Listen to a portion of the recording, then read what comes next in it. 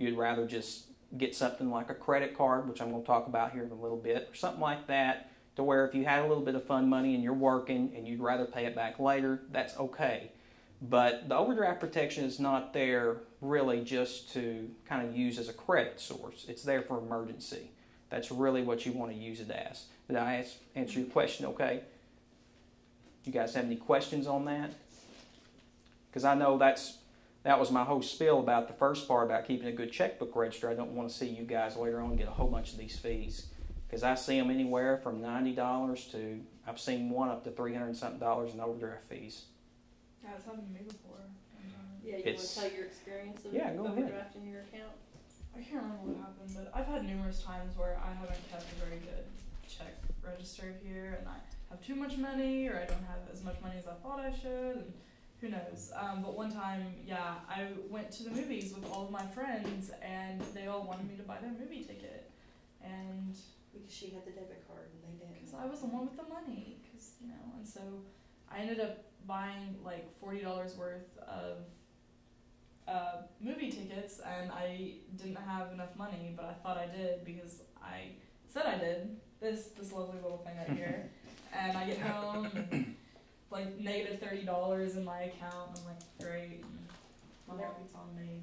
So. There was an overdraft fee, and luckily it was the first time. So I called the bank. We explained the situation, and they were nice enough to credit her that money back.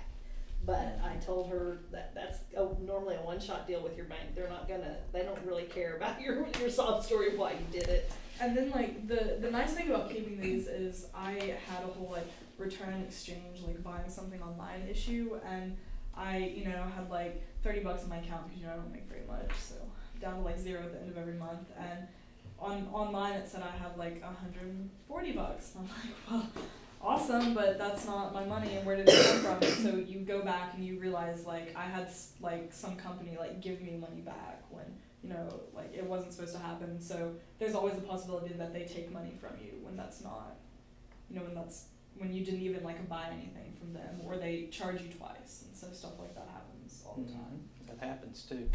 And banks occasionally make mistakes. My other daughter, that's correct, one day was trying to find out what her balance was, and she's like, I have $1,000. And I was like, no you don't.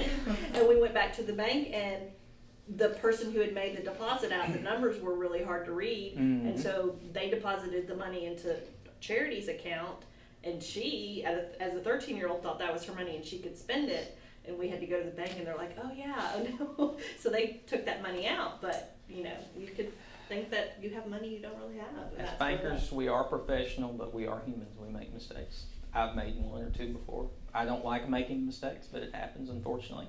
And what we do is we try to call you so you don't go spend that money. But exactly your point was, I kept a checkbook register, so I knew.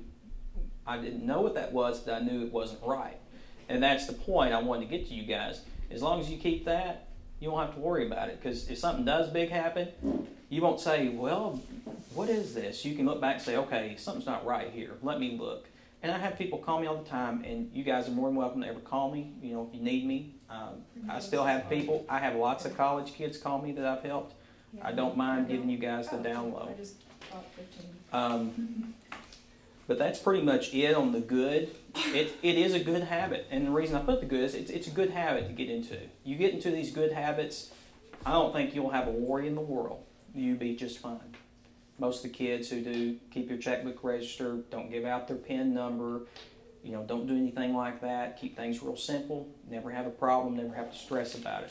But it's a big problem if you notice you got a bunch of money missing. Your heart drops. Because I've been there. And you're like, okay, why am I in the negative $500 and somebody stole your checkbook or your debit card? It's not a fun experience.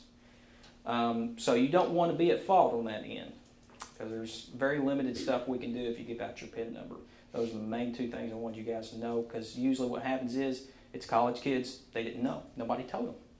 No, oh, it's okay if I give out my PIN number. It's still my card. It has my name on it.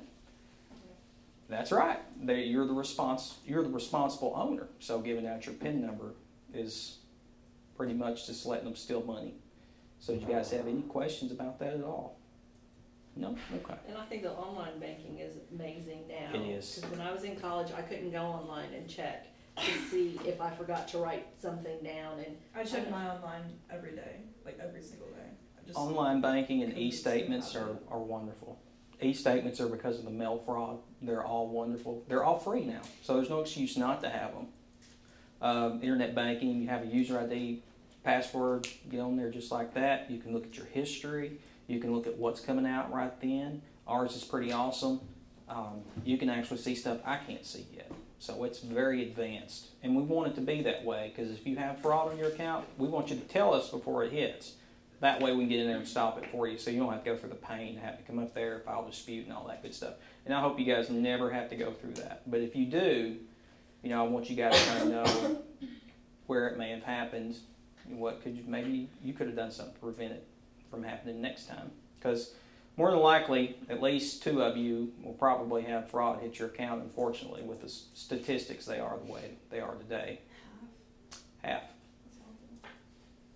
Well, you got to remember there's lots of crooks out there. Their job is they try to figure out how to scam systems and people and everything like that. And I get an email about every week somebody's stolen the checkbook and coming by, and watch out for them. And or somebody has stolen a thing of debit cards or something like that. So unfortunately, and kids growing up today, especially my son, you know, you got to really watch yourself. So I want you guys to be as protected as you can be. Don't stress about it, but kind of know what you can do to prevent it. Always keep your debit card in a safe place. Always keep the PIN number away from people. Always keep your stuff written down, so if something happens, you know what it is. That's the best practice you can get in. So if something does happen, you'll be all right. You kind of know where it happened in the time frame. You come tell me, and I'll go look and research. Like, okay, this is what it is. We're going to go get them. But if you don't know where it happened, you don't know how it happened, they already have half a lead on me before I can catch them. So that's the best thing to do. And then to let the bank know as soon as, because like, yes, please. We were out last couple weekends ago, and I went to get gas, and I'm like, where's my debit card? And I had left it at the restaurant. So you always let your bank know, because you don't know who. I didn't know if somebody had picked it up at the restaurant and was like going out and trying to use it. So you have to let your banks know as soon as you realize your checks are missing or your card is missing. Yeah, because if you let me know, I can hot card it, and if I do it before they get a hold of it, guess what? You're not out anything. They couldn't do anything with that card because I blocked it. Same thing with your checks. I can put a stop on all your check numbers, and if they start writing checks, guess what? It's not going to happen. If you let me know soon enough when they're trying to come around to the banks, get caught, guess what? We can stop them, call the police, get them arrested, get them off the streets so it doesn't happen to somebody else. So that's kind of what my point is here. We want you guys to be proactive. Like the girls were talking about earlier, you want to be proactive so you don't get hurt in the long run. You kind of want to keep this stuff out of your school life because you'll have plenty enough to worry about.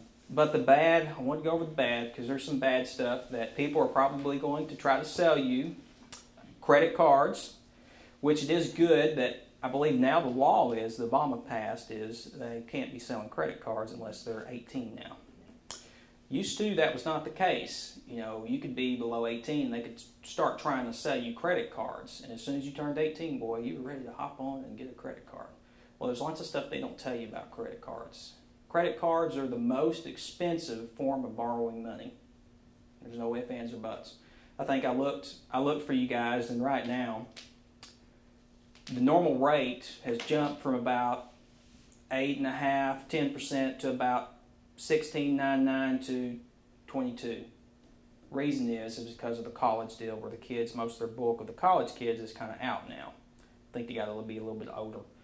But they're trying to make up for a lot of that stuff. So especially right now, they're trying to make up funds. So guess what they do? They raise the interest rate from what it used to be, which is about 8.5%, to now starting about 16%. And that's on good credit. And good credit is about 680 to 720. Over 720 is what we call exemplary or excellent credit. You guys would probably be in the no credit, which is fine because you got to start somewhere. And I'm not saying all credit cards are bad, but if you ever do decide to get a credit card, make sure that you read the fine print. Make sure that they say there's not going to be an annual fee a year. There's an annual fee on a lot of these credit cards, startup credit cards. They can be anywhere from about $25 to $150. Also, make sure it doesn't say something like, oh, it'll say, well, you can try this out for 3 months for 0 APY, and then it shoots up to about 22%. You don't want it saying something like that either, because basically that means if you don't get the balance paid off in 3 months, which they hope you don't, they're going to shoot the interest rate up. What is APY? APY is annual percent yield. It'll be higher than your interest rate, and I'll tell you why. It's kind of like, say, your credit card's usually 18%, right? Okay. Well, most people don't pay off their balances very fast. So what happens is that interest gets compounded and adds on top of your balance. So you kind of have something going like stacking like this. Well, at the end, the interest goes from being roughly around 16%, which is what you would have paid, or 18%, to now it's 22% because you got a whole lot more money that you borrowed on than what you did at the beginning, which is why they call it APY, because on the norm, that's usually what people are going to do. They're going to keep stacking on money. They're going to keep borrowing money until they get into a hole they can't get out of.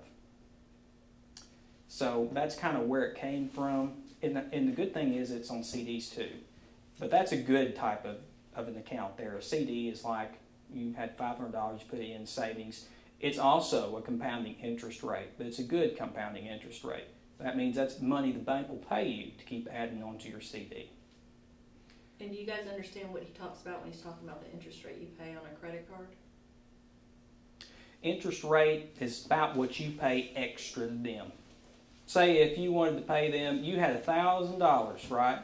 You had $1,000 that you owed. Well, you take about 16% of that, and that's what you're going to eventually pay them. It'll actually be a little bit more. But that's what you're paying them to borrow money. Do you guys know how much a bank loan is right now, usually? 6%. Do you see the difference? It's huge. But that's why it's the most expensive form of borrowing. And a lot of people do it because it's easiest. I mean, you fill in the application, you send it in, they send you a card back. A bank loan is a little bit harder because you have to come in, talk to somebody like me, and give me your purpose and all that, but it's a lot better. So if you guys ever think about borrowing money or do something like that, please just talk to one of us first before you get involved in a credit card. Because something else they do is they'll keep sending you letters, we're going to up your limit another $2,000, we're going to up your limit another $4,000. And yeah, can you talk about like credit card maxes and like limits on them? I sure can. A credit card max is what they say. Originally in your agreement, you'll have something like, okay, we're going to give you a maximum limit of $2,000. Okay, there's going to be 2 maxes in there. One's going to be the actual limit that you can swipe the card, go to Macy's, whatever. The other one's going to be your cash advance limit. It might say you can get out a max of $500 a day on this card for a month or something like that. Always read that. The bad thing is cash advances, which is what people usually do, they usually add more of an interest rate. So you need to watch out for that. Usually it's about 2 or 3% higher. Yeah. Like if you go to the bank, say, oh, I want $300, I don't want to go and use the credit card alone, I want to take out $200 or $300. They add a percentage to that also, which causes you to be a little bit more in debt. And then also what they'll do is what I was saying earlier, if you have good credit and you're paying off stuff and they see that, well, guess what they're going to do? They're going to say, you know what, you've been such a great customer, we're going to add money that you can use. What that does is that's like, oh, well, I have about $3,000 instead of only $2,000. I can get that new computer I want. It's kind of like to me, credit cards are kind of like a scam. It's scamming younger people into getting into debt, which, as you guys know, our nation is pretty well in debt. A lot of people are in credit card debt. It's why you see commercials all the time. So the best thing to do is, like I said, before you get a credit card, talk to your parents or something about coming up and getting a bank loan. If you need something like a car repair or something like that, that's perfectly okay. Usually you can get approved through a bank for a lot cheaper interest rate. And guess what? We put you on a schedule to pay it back, so you can't fluff it off like you would with the credit card paying off the minimum, which I noticed you wanted me to talk a little bit about that, about a minimum balance. How long it would take? You guys ready? You know how long it's going to take?